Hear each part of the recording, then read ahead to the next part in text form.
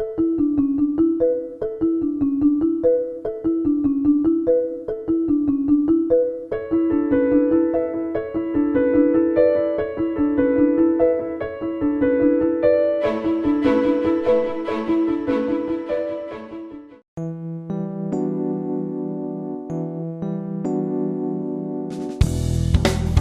I'm McCauley, and you're watching AccessTV.org.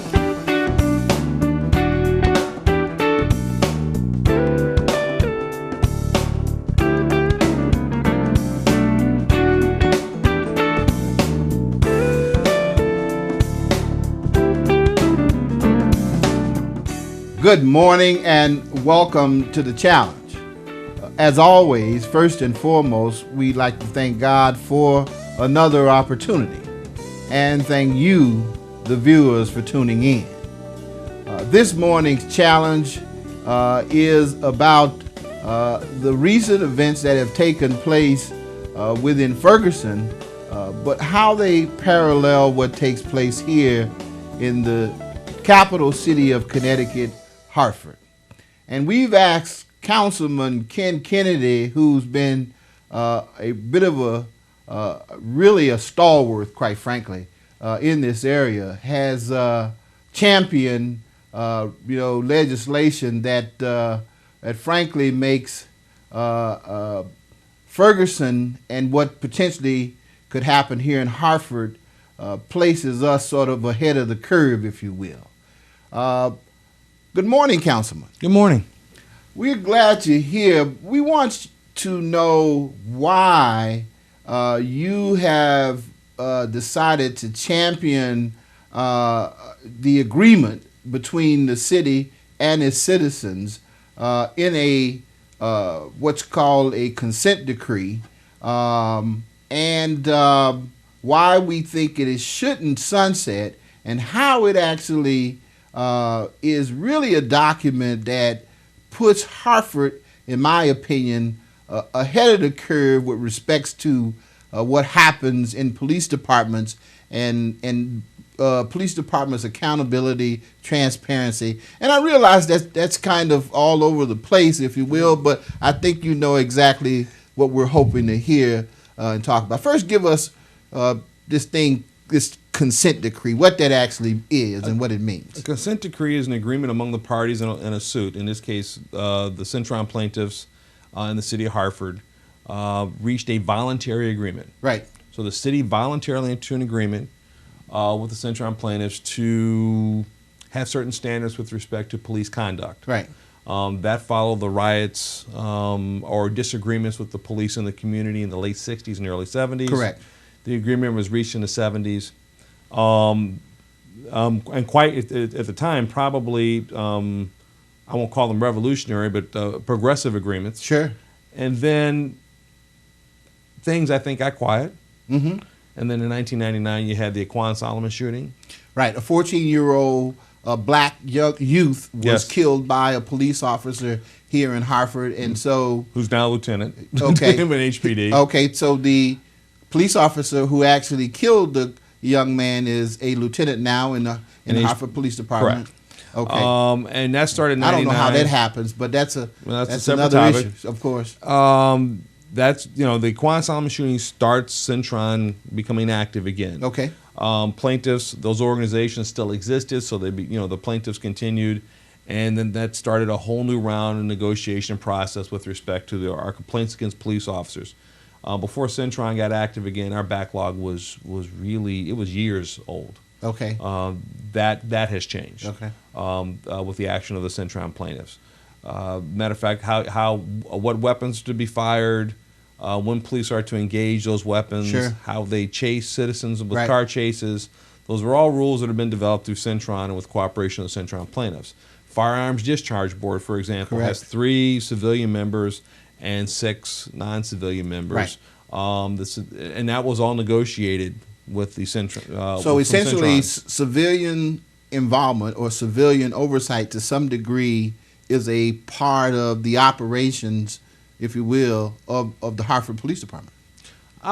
Or they play an integral part in the operation. Through the agreement, the plaintiffs can affect the operations of HPD. Okay. Now, both the city, what I mean by city is the police department and some civil servants want Centron to go away. Oh. They consider it more or less an outdated agreement, a little bit of a bother to them.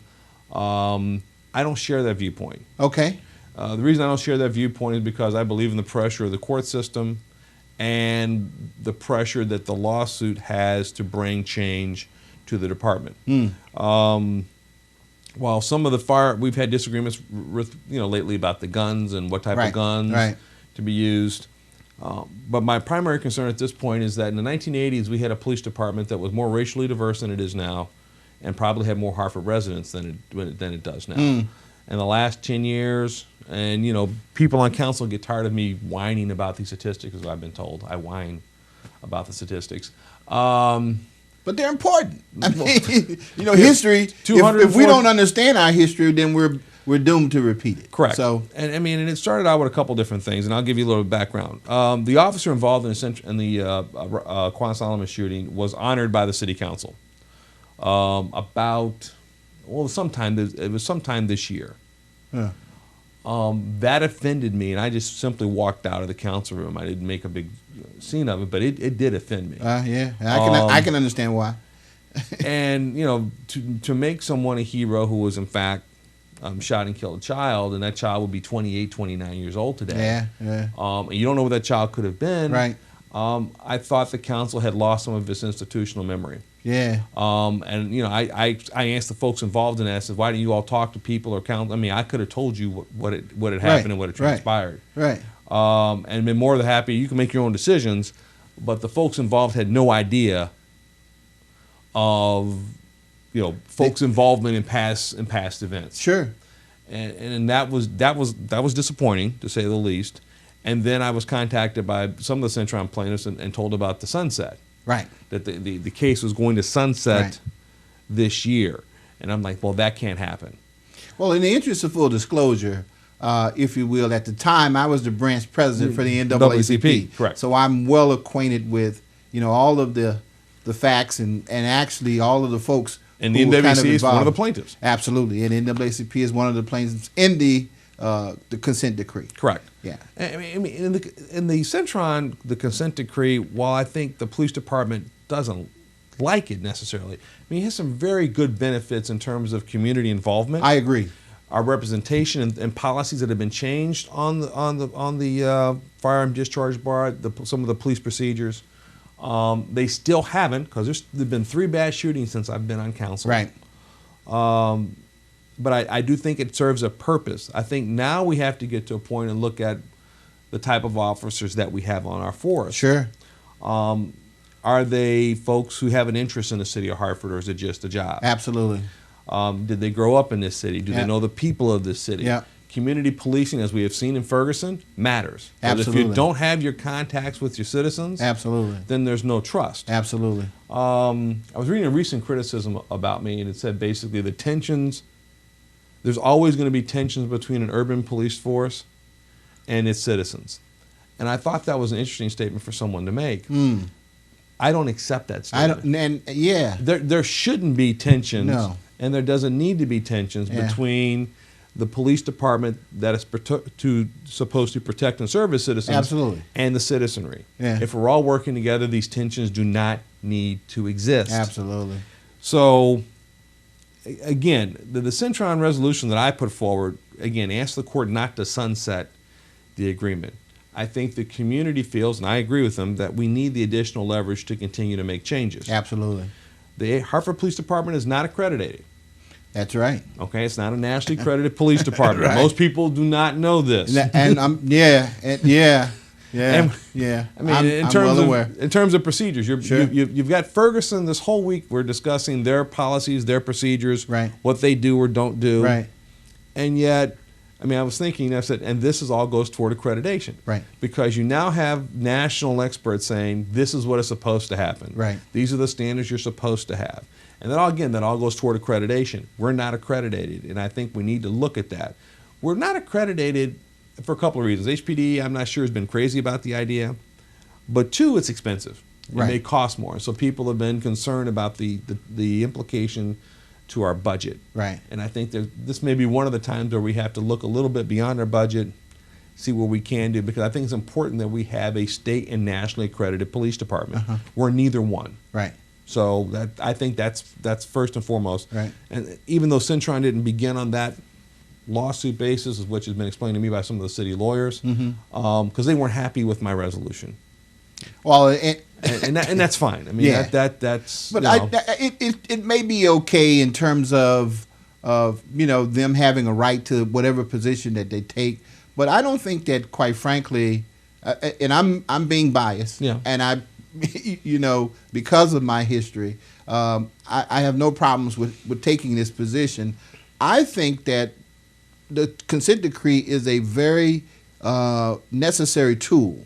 I think that, I mean, I don't know how else you get there, but I know that the fact that you have a consent decree, it means that the police department has to look at policing from a different perspective, and not just as a paramilitary organization, but also as you've so aptly put it, an organization that's there to protect and serve. Well, you know who your customers are. Well, but yes, we are the client, we are the customer. Yeah. And I don't think sometimes people who work for the city see it as, they don't see our point of view as residents and the folks who live here. Right. Again, we make the policy. There's policymakers. We make we want our citizens involved. Cintron allows our citizenry to stay involved Absolutely. in the operation of its police department. Absolutely. Not just in terms of what happens in 550 Main Street. Absolutely. Something happens to anybody when they work for an institution too long. They become captured by the agency. Yes. And they start to see everything from the agency's point of view. I've seen it now with people who represent the Hartford Police Department. I've seen it within the police department. I've even seen it from council members. You have to start looking at this from the resident's point of view. Absolutely. And how it interacts with its police department. And so in addition to just the talking about the accreditation, we've also talked about the makeup of HPD now. Yeah. And I've been called all kind of different names about this. I don't care what color you are if you're from Hartford. Right. I really don't. Right. Because then you know me. Right. You know who lives here. Right. You know where they are. You know the family people that are here. Sure. And you know the folks that are good folks. You know the folks that are causing trouble. Right. Because you're from here. Yeah, that's right. That's right. So when you only hire 16 of us. Yeah. From out of 243 officers, what are you telling folks in Hartford? We're not good enough. Over what period of time? This is 10 years. Within a 10-year period of time, you've hired 243 people, and out of 243 people, 16 are Hartford residents. Yeah.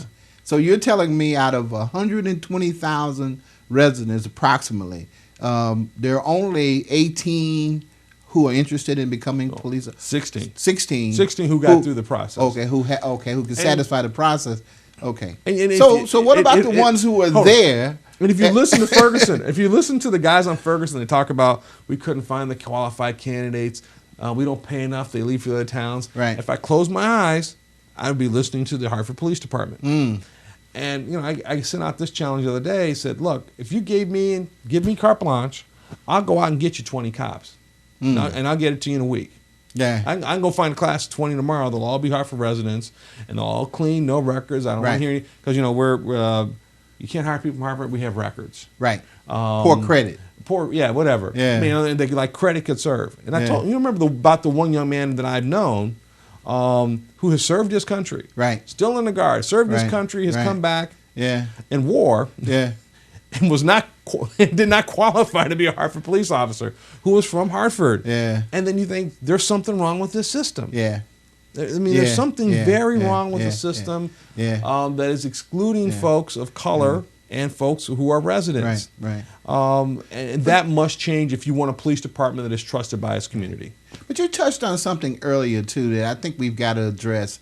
There are people who are elected and who are appointed to positions who somehow think that they are elected and appointed to those positions to tell the people who've elected and appointed them what it is that they should be doing and what's best for them.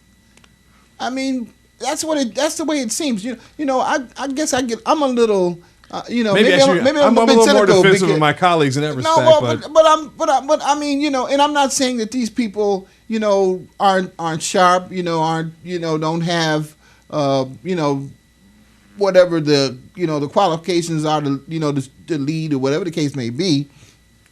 But I don't see a plan to accomplish. I don't hear a plan to accomplish anything specific coming from the leadership, if you will. Well, and although I have no official title, many people will consider me to be a very influential folk person on the city council. Look, we have had a long discussion now between, we try to change the personnel department. We try to take personal function away from the police department. We try to take their money and put that in finance department so the police department have their money. You want to get someone's attention? Chief got real upset about that. Sure. He was never real happy when he tried to take his money. I'm sure. And then we have the new policy, which I'm very happy about, which is our police cadet policy. Right. Now it's based on, and Arjo and I didn't always get along, but this is based off Councilwoman Arjo Winch's Hartford Firefighters Police Academy ordinance. Uh-huh. Now we had to make some changes to it because police and fire, there's some state rules. But it mirrors that. But what the ordinance requires is that we have a cadet program. The cadets who complete the program and pass it, all their post certifications, must be hired first before anybody else. So at least you're taking some of what is coming out of Centron and you're addressing some of the issues with getting Hartford residency by having them respond to the cadet program where they're actually getting people prepared for those careers in law enforcement. Now here's the next step. The next step has to be funded. Right. Right now we have 180 in funding for the police cadet program. That's not enough. We need to, the goal should be to have 60 cadets, police cadets, 60 fire cadets, all Hartford residents. I think now you're touching on what I think most of us, if you will, can understand. Goals, objectives, what it is that you hope to accomplish, given your opportunity to show leadership on council or as a part of this administration. We've got to take a break right here, but we're going to come right back and we're going to finish this discussion and talk more about why public safety is such an issue in the city and how we're trying to, or how you're trying to, if you will, as one of the leaders of the city, ensure that we have a public safety, we have the full trust of public safety. Okay. We'll be right back.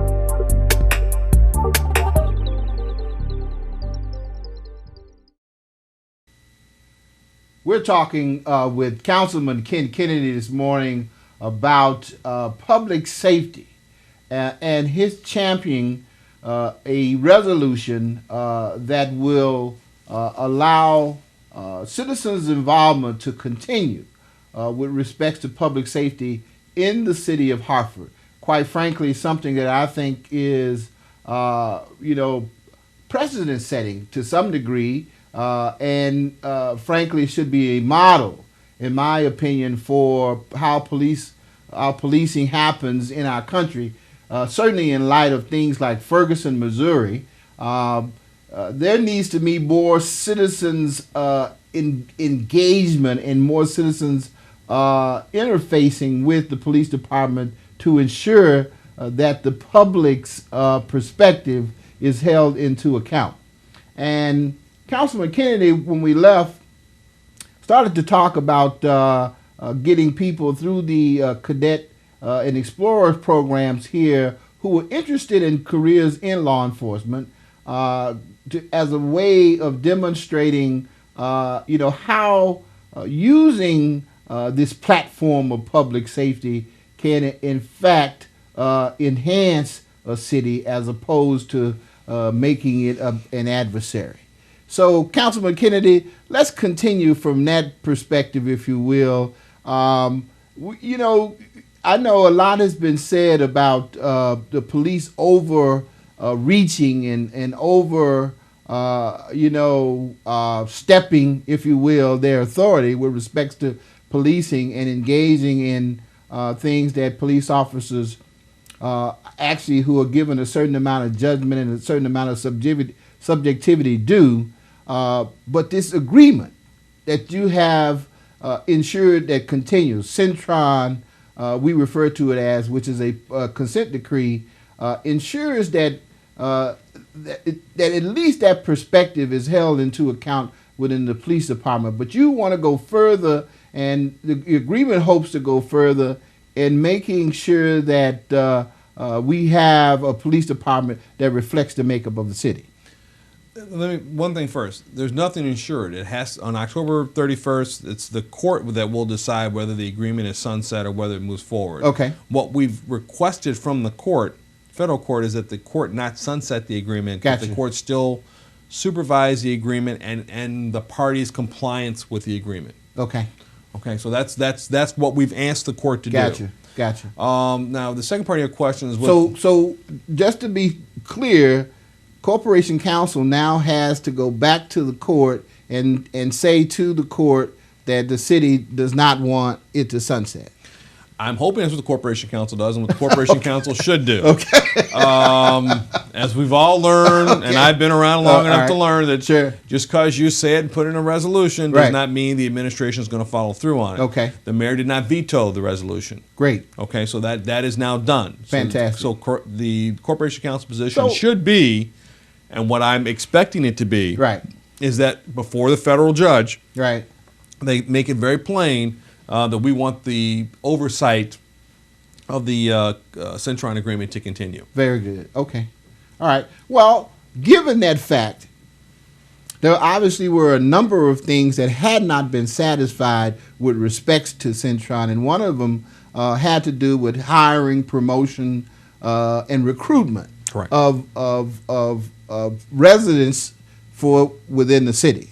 And as we've noticed, with Ferguson, because the police department and those who are in public safety don't necessarily reflect the makeup of the city, it creates a certain dynamic. So what is it now at this point that you hope to happen to ensure that those the public safety reflects the city of Hartford? And again, that goes back to the cadet ordinance, because we try to Okay. change. We are looking into changing what we can in the hiring ordinances. Okay. In terms of how long you have to have a class, stay on the books, and then right now I'm not sure what the length of that time is, but we have to exhaust every list before you can go out and get a new list. Okay. And that's problematic. Sometimes people have moved on. Sometimes a list of 3, 4, 5 years old. People have clearly moved on and done other things, but you still have to call all those people on the list. So we're supposed to be looking into that. Human resources to be looking into that process. We recently hired a cop the other day. Who's been what was it? He had he may have committed a murder, but he was somehow acquitted or exonerated in Springfield. But there was some real suspicion that he did in fact commit that crime. Wow. Springfield would not take him on their PD, but somehow Hartford did. So Wow. I want to figure out how we go through that process and make sure we clear that up. Okay. But the cadet program is actually what I'm hoping becomes the tool for which we hire Hartford residents. Okay. Because that way we avoid all the excuses. The Public Safety Academy is physically in Enfield, Connecticut now. And I know part of what the folks who have been talking about Centron for years have the hope is that they would bring that academy into Hartford, where folks who are in the city could actually go to those. Well, that's a CREC. I think the Centron that's a state-sponsored CREC. What the mayor actually campaigned on last campaign was to have our own high school, which we would have a public safety academy. Okay. Now, where that stands and where that is, I mean, I've asked questions about it. You really can't get sometimes a straight answer.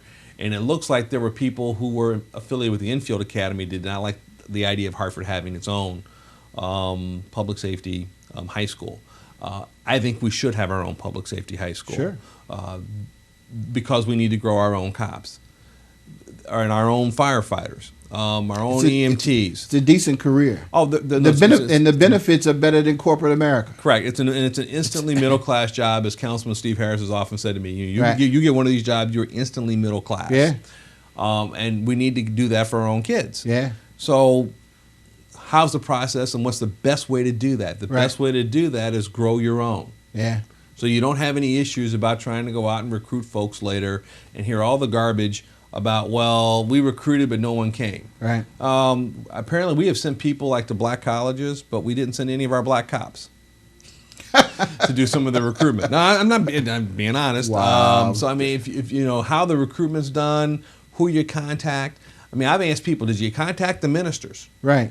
Okay, and ask them about their congregations and people around. I said, it's not hard to do, but if you really don't want to do it, then you have to look at, okay, what do we need to do to put the rules in place to guide you to the right decision? Yeah. And that's what this ordinance does with the cadet program.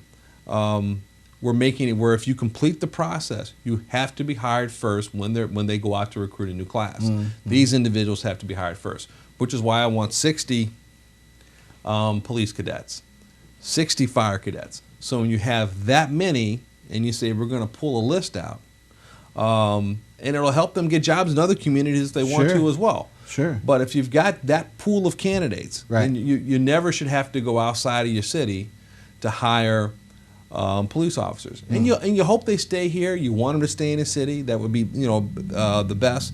But in the end, what you want is for your kids to have successful careers and good lives and be able to provide for their own families. Right. And law enforcement sometimes has always been kind of a bit of a closed community, not always necessarily open to us. And I think what we're trying to do is open it to our young people so that they have that opportunity. That's what I want. That's what I want. Well, on the challenge, we talk about solutions to problems, and obviously the dynamics that exist between the citizenry and those who are in public safety seems to be heightened, given the landscape within America at this point. And I think obviously Hartford being a microcosm of what takes place, it seems to be very similar to what happens around the country. There was just recently a young man who was tased on the street. Yes, I saw the video. Yeah, and he was tased by a black police officer. I'm well aware of that. So there's some unruliness that exists. But how do you as a council person, if you will, how do you deal with easing the tension that exists between citizenry and those who are in public safety and in law enforcement? How do you personally deal with that? And I realize the Centron, this consent decree, is a tool that is supposed to deal with that. But what are your thoughts? As a council person, I think you can't micromanage. Right. But I think your goal is just to support the position of your constituents, and when you see wrong, to call it out. Yeah. I think that's what you can do to garner the trust. We need to put trust between the community and the police department. Again, that should be a natural relationship. When you are engaged with people often enough that people trust your judgment, trust what you're going to do. I mean, you mentioned the tasing incident. I mean, I don't know from the office point of view yet. The mayor's office has inquired. Right. The chief says they're going to investigate, so we're going to have some answers. Right. But again, that may go toward more training. You know, how are cops trained, and, Right. and what are they instructed to do? I mean, there's all type of different rules. Do you come within my 21-foot zone radius? Right, and these are all kind of artificial rules that are created for the safety of the officer, right. but also for the safety of the community. And we have to figure out why there's always a breakdown, it seems, particularly when it involves young men of color. Right. And some of that are more societal issues. Black men are often seen as threatening to folks. Yeah.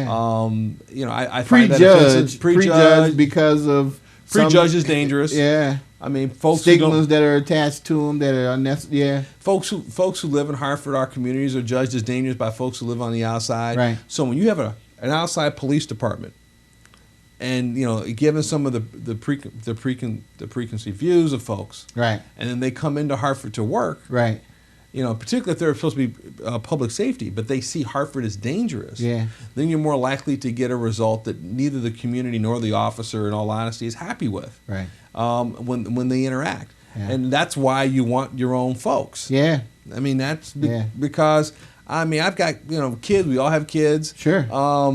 And I can honestly tell you, the folks who are, my daughter was saying this from Trinity the other day.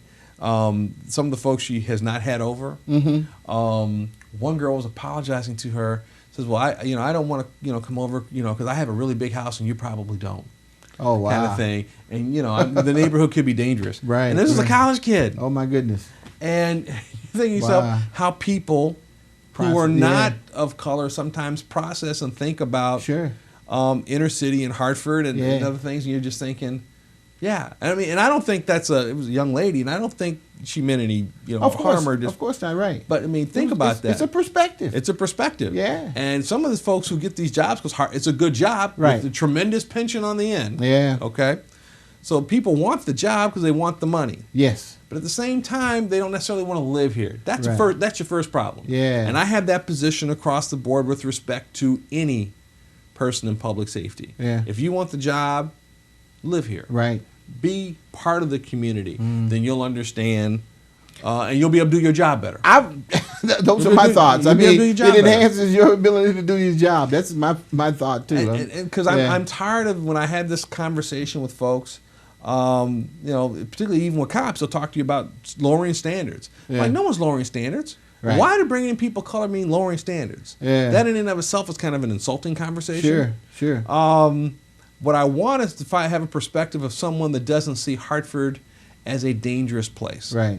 Because Hartford's not a dangerous place. I've lived here for 23 years. Right. I'm not a native, but I've been here for 23 years. Yeah. All my time in Connecticut, I've lived in Hartford. I've lived in the South End. I've lived in North End, West Hartford. Yeah. So have I. So I mean, this is my home. Right. So to presume that my home is automatically dangerous is a little bit insulting. Yeah. To me. Sure. And I want people who have a healthy viewpoint of Hartford. Right. The people here are beautiful. I yes. mean, it's a beautiful mosaic. Yes, it is. Yes, it is. And you have to have folks who appreciate that as folks who are members of your public safety. Absolutely. Cops have the authority to take your life. And your freedom away. Yes. Yes. And so with that comes a great deal of respect. It's a very dangerous job, and I respect that. But at the same time, you want the folks who have the aptitude for that work. Absolutely. And who see your community as something they want to be a part of. Yeah. Not as something that is dangerous or they are fearful of. Right. I think that's when mistakes happen. Yeah. And I mean, you see that in Ferguson. Yes. Oh, I mean, that's clearly what's going on in Ferguson. Yes. You have cops who are coming out. And I grew up in St. Louis. I mean, that's right. Okay. I know Ferguson. I know Florissant. Okay. I know West Florissant. Okay. I know those streets. Okay. Okay. And when that one cop who got busted the other day, he was from St. Anne's. Okay. St. Anne's is way out. Okay. Okay. Ferguson is just past. Ferguson is probably what you would compare to Wilson. Oh, okay. The Wilson section. I thought as much. Yeah. Okay, that means it's just right over the border. Right. Yeah. It's the first place when folks are moving out. Right. Yeah. And then St. Anne's would be something akin to New Hartford. Okay. I mean, way out. Right. I mean, not necessarily close. So when you get a cop from St. Anne's who's put in an environment like that, remember, he's just He's just actually quote unquote pinch hitting. You know, he's just Right, coming in there. right. I mean, his reaction was, you know, he's afraid. Yeah. You know, he's afraid. Yeah. And so he's sticking a semi-automatic weapon to someone's face, telling them basically to F off. Yeah. Then you see the problem. And Right. that's a training perspective. Yeah. It's not just Hartford, but that's probably national. Yeah. And again, we don't have enough cops of color, not just in Hartford, but nationally. Yeah. Nationally. Right. And again, that goes toward how's the system set up? Is it set up to have folks apply? Or is it set up to basically incarcerate one group of individuals, have another group be their police officers? It's systemic. And that's the kind of questions we have to look at. I think you're right. Not yelling at each other, I agree. but trying to I agree. redraw the Right, system. Right. I agree. I think it's systemic, but I also think that we have to drill down a bit further to get, you know, to something that I call poverty. You know, which, you know, why are you know, folks of color disproportionately poor, you know, in this country than any other group. And so, you know, Ken, it's been a delight, man. You know, the time has come and gone too fast. You got to come back. I will come back. You got to come back, you know. And let's I know, encourage those people who are in poverty to come out and apply for these jobs, because poverty is no excuse. No, not at all. Not excuse, not at all. Or a reason not for folks not to have a good paying job that changes their life circumstance. Couldn't agree with you and more. serves our community at the same time. Couldn't agree with you more. Very sound, very sage advice, I think. Councilman Kennedy this morning, ladies and gentlemen, on the challenge. Listen, I wish I had more time. There's a whole bunch of topics that we could cover, and I'm sure he'd be delighted to share with us. So he said he's coming back, so we're going to hold him to it. We'll come back. All right, all right. Well, as always, remember, be blessed.